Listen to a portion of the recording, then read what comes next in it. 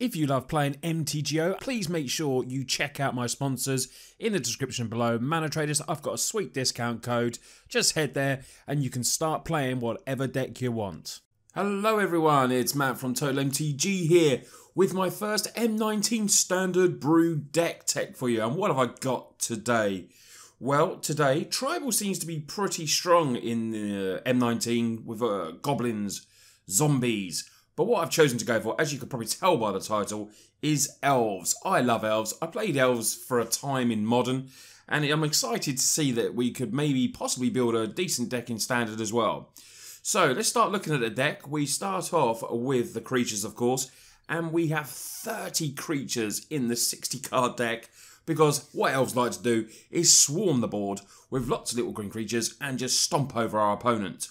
So we're going to start off with our mana dog, which is Llanowar Elves. We've got a 4 of Llanowar Elves. It's a 1/1. We hopefully will get this down early if we can, so we can ramp into some other creatures and obviously get a lot more Elves onto the field. We've got this as a 4 of. It taps for green. Then we have a 4 of a Narnam Renegade. It's our other 1-drop creature. It's a 1/2, but it has Death Touch, so it's going to trade off with all those bigger creatures early or late in the game. It's going to be good. He also enters with a 1/1 counter for permanent you control left the battle for this turn. Might possibly happen, might not happen, but end of the day, it's going to be a 1/2 with Death Touch, and it's a great elf as well. So, new from M19 for us is Elvish Clancaller. It's a 1/1 for 2 green, double green, but it's our anthem. It gives all our other elves a +1/1. So, this is great as well, because obviously it's not legendary, so we can get multiples of these on the field at the same time, and then just basically build up our elf army. He also has for 6, search your library for a card named Elvish Clancaller. So we can obviously pay 6 and go and search for another one if we want late game.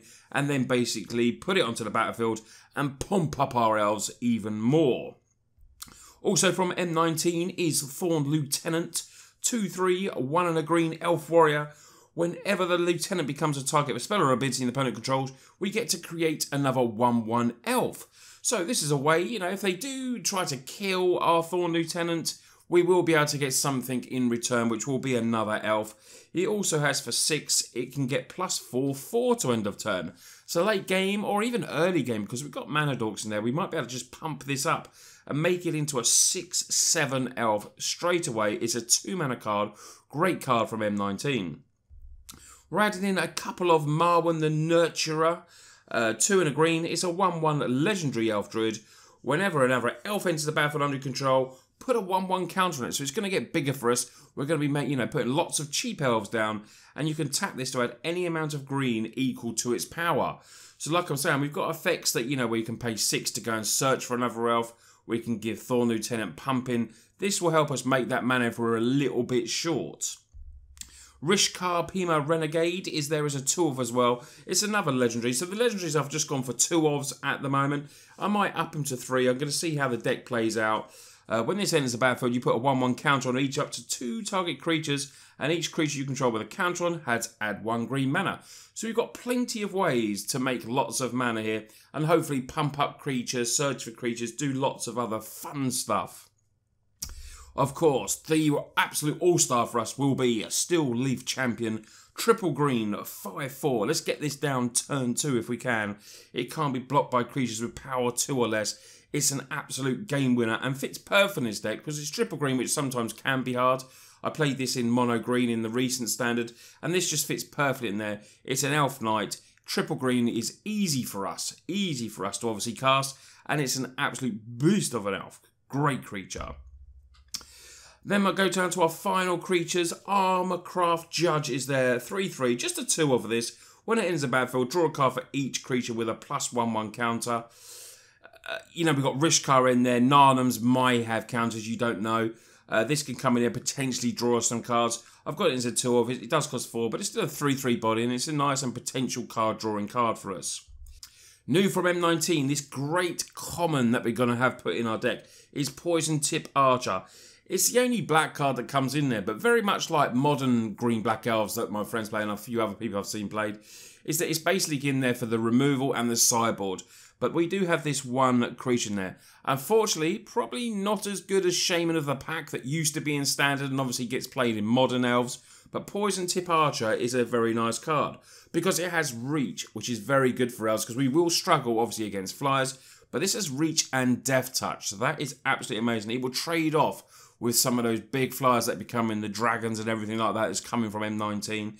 And whenever another creature dies, each opponent loses 1 life. Now this is very, very important. So, you know, it's sort of like a wrath protection.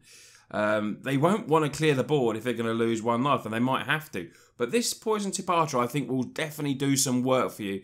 Potentially, Poison Tip Archer is just a winner itself. I was tempted to try and put some Wraths in ourselves, maybe, just so we could clear the board, and then when they die, we can kill our opponent. But yeah, we're sticking to green and black. This is the way the deck's going forward. So we have just 8 spells. We've got 4 Blossoming Defense, which is helping us protection against spot removal. And then we have 4 Fatal Push, because it's quite simply the best early removal that is in the format. It's a modern staple in, you know, in black colour decks. It's an absolutely great card. We go to the lands now. We've got 22 lands in total, 4 Blooming Marsh and a couple of Field of Ruins as well. And then we have some basics of forest and swamps. I think the numbers are 12 forests and 2 swamps. I will leave obviously a deck list below so you can go and get all the numbers from this deck. And then I've got a couple of Memorial to Unity. Comes intact, but you can pay 3 and sacrifice it to look at the top 5 cards of your library. And then you may reveal a creature card from among them and put it into your hand, which I think is pretty sweet because we've got 30 creatures in there. So the chances are we are always going to hit creatures when we do Memorial to Unity and crack that and sacrifice it. So we're going to get onto the sideboard now. So the main reason I did add black was because it has some great sideboard cards. So the first card we're starting off with is a 3 of Duress. Duress, target opponent reveals his or her hand. You choose a non-creature, non-land of it, and then that player discards our card. So it's going to help us maybe get rid of planeswalkers, stuff like that. That could be, you know, a little bit difficult to deal with early game. Duress will certainly help us there. Wanted to maybe up it to 4, but I couldn't quite fit in. Well, you know, I wanted to put in a couple of other cards, and so we put in the 3 of these at the moment. We then have a 1 of Sentinel Totem. When it ends a battle, scry 1, and it helps us with graveyard decks. Exile all cards from graveyards, we sacrifice it. Just a little help there. Then we have 3 Heart of Kieran, because, you know, a little bit worried about flyers. We do obviously have the Reach new elf that I did speak about earlier. But Heart of Kieran, I feel like we could get this down, obviously, very early. Crewing's not going to be a problem, and it's just a great card. And it obviously will help us potentially against some flying decks as well if we need that little bit of more help. Also to help with that as well is Plummet. Destroy target creature with fly, and we're going to have that there just as a 2 of. Reclamation Sage is back in M19 Standard, and when this enters the battle, you may destroy target artifact or enchantment, and it's a 2/1 body as well for 3. Great card, Rec Sage. You see it in a lot of green modern decks in the sideboard, so you know it's a very, very good card. The last 3 cards in the sideboard, we have a 2 of Vraska's Contempt, another good reason for playing black to have this absolutely epic removal. It will exile target creature or planeswalker, which, you know, there could be a few planeswalkers around in this format, and we gain some life as well, 2 life. Vraska's Contempt, really nice card, may have to be up to 3 with more practice, but at the moment we've got it as a 2 of. 1 planeswalker that's come from M19 is Vivian Reed. So I'm going to put that in there as a 1 of in the sideboard. I want to try it out and see how it, you know, basically see how it goes. The +1's going to be very good for us when we're finding our creatures. We've got 30 creatures, like I say. It's going to be very easy to find that. The -3 is destroy target artifact, enchantment, or creature with flying, which is, you know, very helpful as well. The problem, you know, with elves, mainly, some, you know, has been in the past for me, which maybe not so much in modern, but, you know, flyers, or, you know, when you've got this type of deck, you're always susceptible to, you know, the evasion of decks just flying over you. So I think, you know, more than covered, you'll probably come up against no flying decks at all now. Dragons just won't be seen. But I think, you know, I like having this protection at the moment. If the meta does change and, you know, people just don't play this, you can change it around a bit. And the -8, you get an emblem with creatures you control, get +2/2, vigilance, trample, and indestructible. So that is our, you know, our emblem on a stick that will just basically, will be able to trample over. Everything will be indestructible. That surely has to win us the game. Our last Planeswalker is Vraska, Relic Seeker. I couldn't just not put this in just because it's so good. It's in the green and black colours. It creates pirates, I know. It doesn't create elves, but it's still a very, very good Planeswalker. Very powerful. And we're green-black. We can ramp out quick. Why not just put it in there? So that's my first M19 Standard brew, and you've got lots more coming, so make sure you press that subscribe button.